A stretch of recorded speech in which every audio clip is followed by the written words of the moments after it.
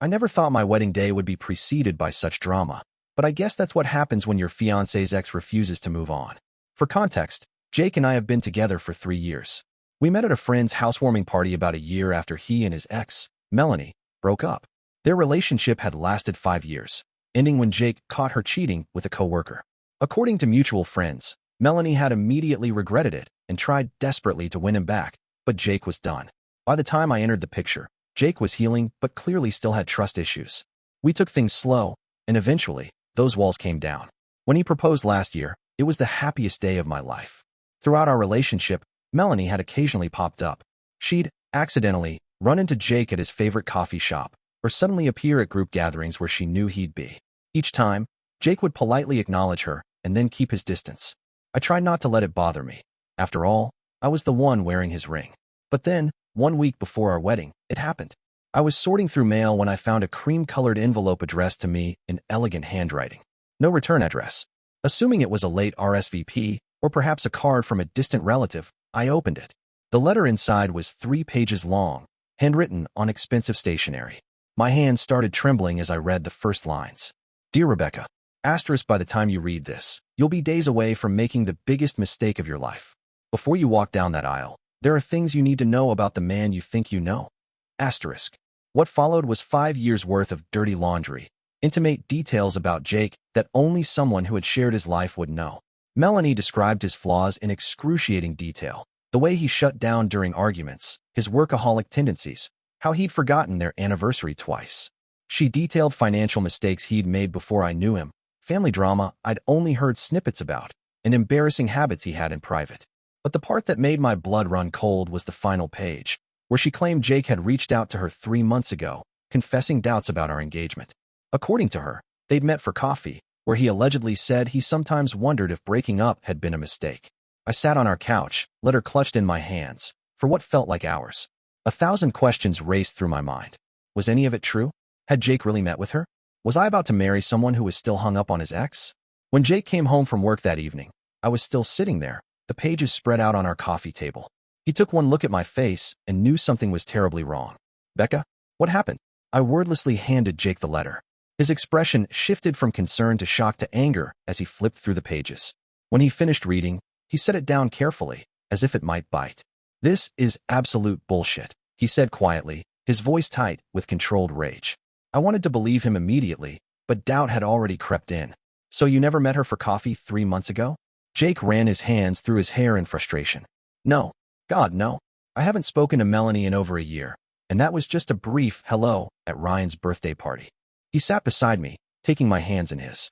Becca, I swear to you, I have never once regretted our relationship or questioned marrying you. Not for a single moment. I searched his eyes and saw nothing but sincerity. Some of my tension began to ease, but not completely. How did she know all those details about you? About your family? We were together for 5 years.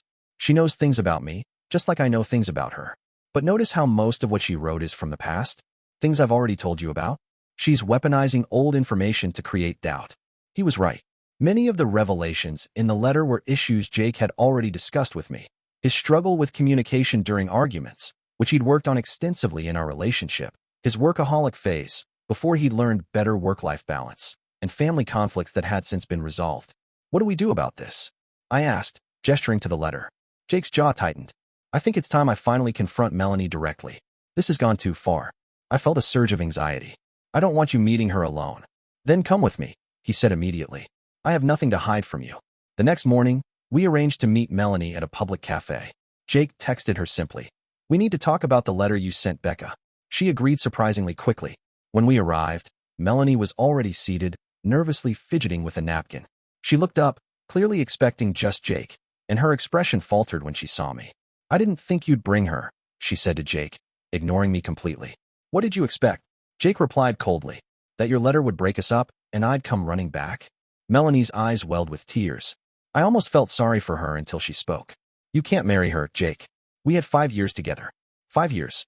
You can't throw that away for someone you barely know. 3 years isn't barely knowing someone, I interjected. And I didn't cheat on him. Her face flushed. That was one mistake. One mistake in 5 years. Jake shook his head. This isn't about the cheating anymore, Melanie. It's about the fact that you've spent 3 years refusing to accept that we're over. And now this. He held up the letter. Lying about meeting me? Making up conversations that never happened? This is delusional behavior. Melanie's composure crumbled. I wasn't lying. You did have doubts. You must have. We were perfect together before that one night. I watched Jake's expression. There wasn't a flicker of uncertainty or guilt. Just pity and frustration. We're getting married next Saturday, he said firmly. I love Becca with my whole heart. You need to accept that and move on with your life. Melanie turned to me then, her eyes hard. He'll do the same to you one day. When things get difficult, he'll walk away without looking back. I met Melanie's gaze steadily. Jake didn't walk away. You pushed him away when you betrayed his trust. There's a difference. She looked as if I'd slapped her. For a moment, I thought she might cause a scene, but instead, she gathered her purse and stood. I hope you're happy together, she said, her voice brittle. Don't say I didn't warn you. As she walked away, Jake reached across the table for my hand. I'm so sorry about all this. Are we okay? The weight that had been crushing my chest since reading the letter began to lift. We're more than okay. On the drive home, we had a long, honest conversation about the incident. Jake suggested we increase security at the wedding venue, just in case Melanie decided to make an appearance. I agreed, though I doubted she would go that far. I feel like we should tell your parents what happened, I said as we pulled into our driveway. Just so they're aware. Jake nodded. Good idea. Maybe my brother too, since he's the best man. That evening, Jake called his parents and explained the situation. They were horrified but reassuring, promising to help keep an eye out during the wedding. His brother Mike was more direct, offering to personally escort Melanie out if she dared show up. The next few days passed in a blur of final wedding preparations. Despite everything, I refused to let Melanie's letter cast a shadow over what should be the happiest time of our lives. Still, I couldn't help checking over my shoulder, half expecting to see her lurking nearby. The night before our wedding, during the rehearsal dinner, I received a text from an unknown number. Asterisk, I'm sorry for the letter. It was wrong of me. I won't interfere in your wedding. Congratulations. Asterisk. I showed it to Jake, who seemed skeptical but relieved. Maybe she's finally accepting reality, he said.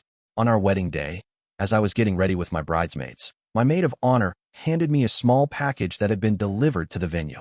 It's been checked, she assured me. Just a small box with a card.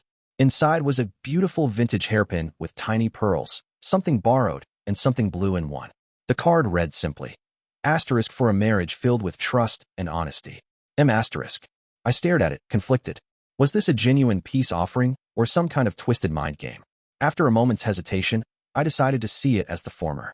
I tucked the hairpin into my updo, choosing to believe in closure rather than conspiracy. Our ceremony was perfect. No unexpected guests, no dramatic interruptions. As Jake and I exchanged vows, I felt nothing but certainty. At the reception, I caught sight of an elegant woman in a navy dress slipping out just as the dancing began. From a distance, she looked like Melanie, but I couldn't be sure. She didn't approach us or cause any disruption. She simply watched for a moment, then disappeared. 6 months later, we received a wedding announcement in the mail. Melanie was getting married to someone new, a doctor she'd met through work. Jake and I sent a simple congratulations card in return. Sometimes, healing comes in unexpected ways. The hate letter that was meant to destroy us ultimately strengthened our bond, forcing us to confront potential issues head-on before beginning our marriage. And in a strange way, it gave Melanie the closure she needed to finally move on. As for Jake and me, we just celebrated our first anniversary. Trust, honesty, and communication have become the foundation of our relationship, a lasting gift from an experience that could have torn us apart, but instead brought us closer together.